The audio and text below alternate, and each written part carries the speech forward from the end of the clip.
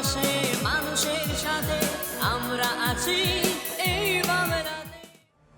আপনারা দেখছেন সংবাদ শিরোনাম। দেখলেন তো অনেক কিছু, এবার দেখুন নতুন কিছু। নমস্কার, আমি অনিশা আর আপনারা দেখছেন সংবাদ শিরোনাম।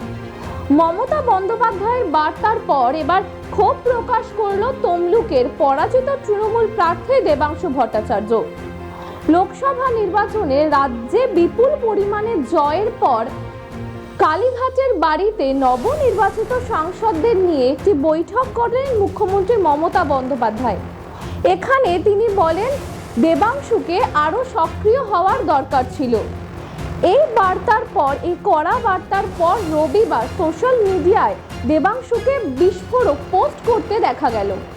ফেসবুক পোস্টে তমলুকের পরাজিত তৃণমূল প্রার্থী দেবাংশু ভট্টাচার্য লেখেন, তমলুকের জন্য 101% পরিশ্রম করেছি। সকাল 8টা থেকে দুপুর 1টা পর্যন্ত প্রচার করতাম, তারপর দুপুর 3টেয় বেরিয়ে প্রচারে যেতাম। রাত পর্যন্ত মিটিং মিছিল প্রচার করেছি। বিরোধী প্রার্থী আধবেলা প্রচার না করেও জিতে গেছে। আমি পাগলের মতো বুতে বুতে ঘুরেছি, তাও জিততে পারিনি।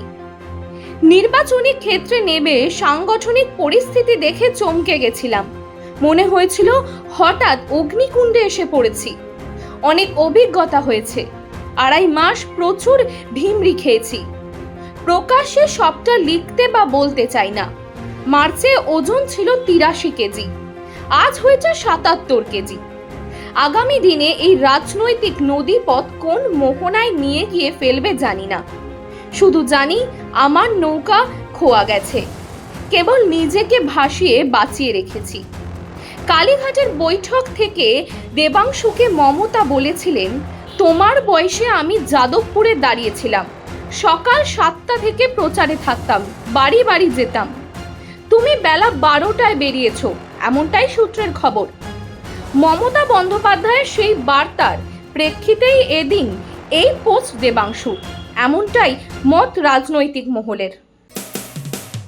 মানুষের পাশে মানুষের সাথে আমরা আছি এই বাংলাতে।